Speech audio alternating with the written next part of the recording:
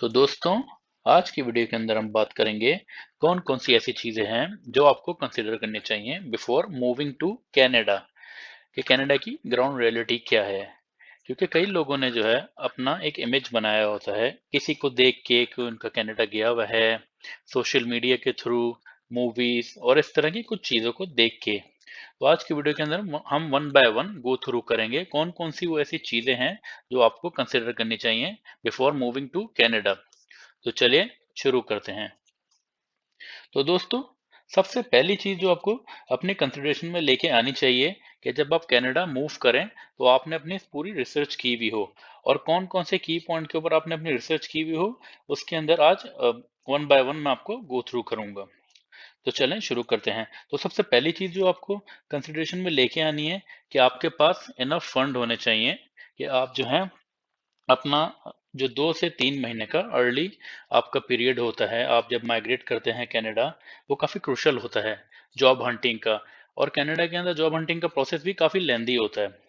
तो सबसे पहली चीज़ जो मैं आपको बताना चाहूँगा वो ये है कि you may have to start fresh. क्योंकि कई लोग जो हैं वो अपने कंट्री के अंदर जो है होम कंट्री के अंदर काम कर रहे होते हैं, एज अ मैनेजर लेवल काम कर रहे होते हैं, या कोई उन्होंने काफ़ी अच्छी पोजीशन उन्होंने एक्वायर की भी होती है। लेकिन कनाडा के अंदर इस तरह से नहीं है, इधर का सिस्टम बिल्कुल अलग है। सबसे पहली चीज़ तो ये है कि जो लोग इधर आते हैं, जो जैसे कि मैनेजर अपना कंट्री में काम कर रहे हैं, तो वो जब इधर आते हैं तो उनको they have to start fresh.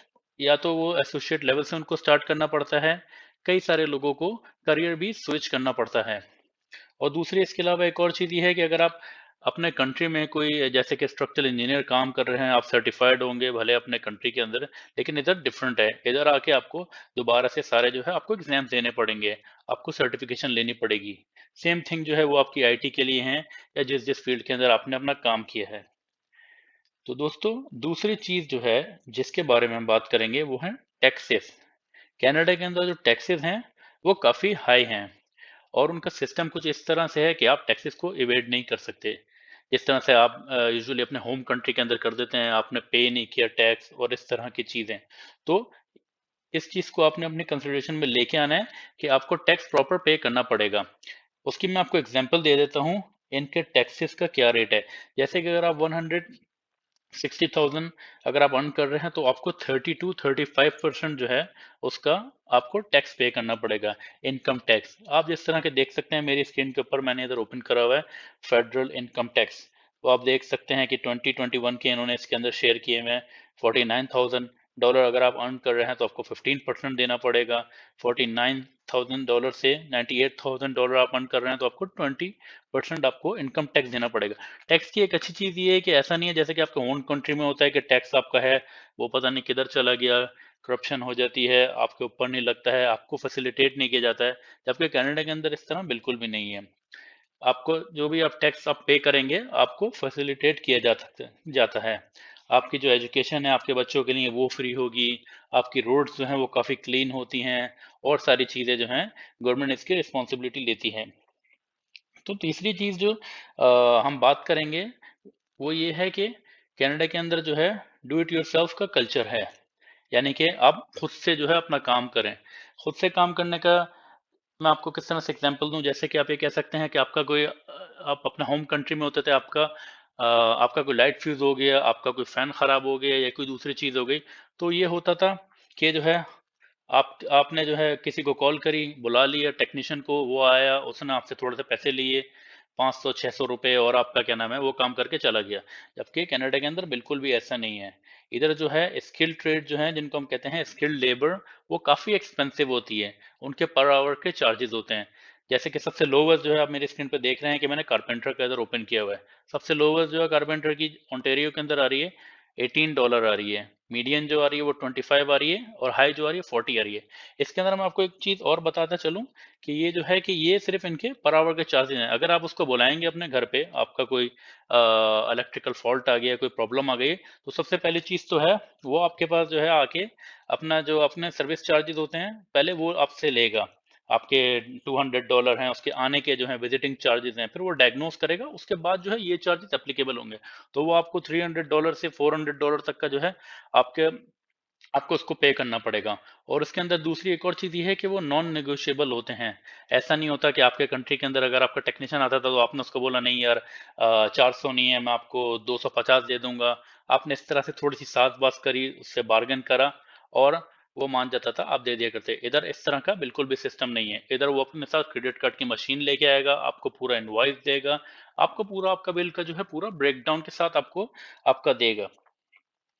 तो ये चीज़ आपको कंसिडरेशन में लाज़िम लेके आनी चाहिए बिफोर मूविंग टू कनाडा। तो चलें, जो दूसरी जो एक और चीज़ है इसके अंदर वो ये है कि इधर का वेदर जो है कनाडा का वो बहुत ज़्यादा कोल्ड है। आप जिस तरह से देख सकते हैं कि मैं गवर्नमेंट ऑफ कनाडा की ऑफिशियल वेबसाइट के ऊपर हूँ, वेदर फोरकास्ट की, और इसके अंदर बता रहे हैं कि करंट वेदर क्या है। जिस तरह से आप देख सकते हैं, मैं इसको ओके, कैलगरी के अंदर जो है अभी जो है -12 डिग्री सेंटीग्रेड चल रहा है। और आप जिस तरह से देखते हैं 11 भी आ रहा है इसके अंदर एडमंटन के अंदर, और आप देख सकते हैं -7 डिग्री भी चल रहा है। तो वेदर इसका काफ़ी कोल्ड होता है। तो आपको ये चीज़ जो है लाजिम जो है कंसिडर करनी है इधर आने से पहले, क्योंकि कई दफ़ा जो है वेदर इतना एक्सट्रीम होता है, इधर एक्सट्रीमली कोल्ड होता है कि जो है लोगों के लिए बेयर करना उसको मुश्किल हो जाता है। तो आपको ये ज़रूर लाज़िम कंसिडर करना चाहिए। कई स्टेट ऐसी भी हैं जिधर जो है वेदर इतना ज़्यादा कोल्ड नहीं होता है, जैसे कि टोरंटो आ रहा है, 16 डिग्री आ रहा है इधर, और दूसरी स्टेट आ रही हैं, ब्रिटिश कोलंबिया साइड की आ रही हैं, वो है। तो आपको ये चीज़ लाज़िम कंसिडर करनी चाहिए, आप किधर मूव कर रहे हैं, उधर का आपका वेदर फोरकास्ट क्या है। और दूसरी इसके अलावा जो है वो चीज़ ये है कि इधर जो है किसी भी किस्म की जो है डोमेस्टिक हेल्प का कोई कल्चर नहीं है कनाडा के अंदर। जिस तरह से आपके होम कंट्री के अंदर होता था कि आपकी मेड आ रही है, वो आपका जो हाउस क्लीन कर रही है, और आपने क्या नाम है उसको, आपने उसके लगाए हुए हैं, उसके जितने भी आपने मंथली चार्जेस लगाए हुए हैं। तो उधर इस तरह का कोई कल्चर नहीं है। उधर तो कई लोग ऐसे होते हैं कि उनको जो है उनके बर्तन तक जो है मेड आके धोती है, पानी तक जो है वो कोई मेड उनको ला के देती है, इतने प्रिविलेज होते हैं।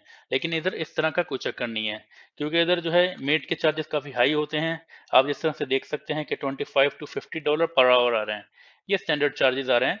मिनिमम वेज जो है उधर 14 टू $15 है। तो वो जो है मिनिमम वेज, कई लोग जो है यहाँ पे काम खुद ही मिनिमम वेज पे कर रहे होते हैं, तो वो किस तरह से उनको जो है मिनिमम वेज पे हायर करेंगे। तो जिस तरह से आप देख सकते हैं कि यहाँ पे 250 टू 100 डॉलर जो है इसका चार्जेस आ रहा है कि आपका क्लीनिंग का वो जो पर सेशन है, आपने उसको एक दफ़ा बुलाया तो वो आपसे इतना चार्ज करेंगे। उस तरह से आप यहाँ पे देख सकते हैं कि मैं एक वेबसाइट के ऊपर हूँ कनाडा के अंदर, मेड बंच के ऊपर।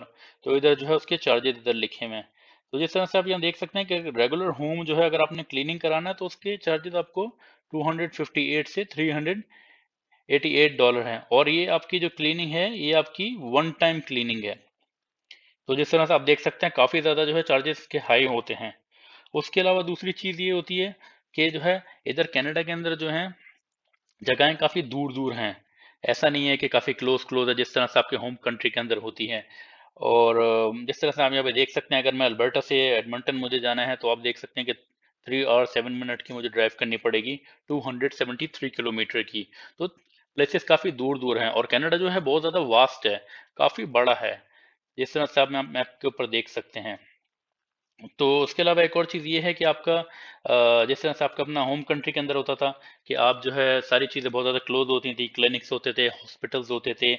आपको अगर कहीं जाना है आप चले गए, यानी कि वॉकिंग डिस्टेंस के ऊपर होते थे। आपके ग्रोसरी स्टोर्स भी जो हैं इसी तरह से आपके जो है बहुत करीब होते थे। आप डाउनस्टेयर्स गए और आपने 5 मिनट की वॉक करी, और आपने उधर से जाके कोई भी चीज़ अपनी लेनी है, अगर आप कुकिंग कर रहे हैं आपके पास नहीं है, तो वो आप लेके आ सकते थे। कनाडा के अंदर इस तरह से बिल्कुल भी नहीं है। इधर चीज़ें जो है काफ़ी ज़्यादा दूर-दूर हैं। जैसे कि एक सिटी है तो उसके अंदर 6 वॉलमार्ट होंगे या 5 वॉलमार्ट होंगे, और उसके लिए भी आपको 10 से 12 मिनट ड्राइव करके जाना पड़ेगा। ड्राइव करके जाना भी पड़ेगा और ड्राइव करके वापस आना भी पड़ेगा। तो ये सारी चीज़ें जो हैं आपको अपनी कंसिडरेशन में लेके आनी चाहिए। तो दोस्तों, आज की वीडियो के अंदर इतना ही था। अगर आपको मेरी वीडियो पसंद आई है, इससे आपकी इन्फॉर्मेशन में कोई इज़ाफ़ा हुआ है, तो please do like and share my video and subscribe my channel. Thank you guys. Thanks for watching.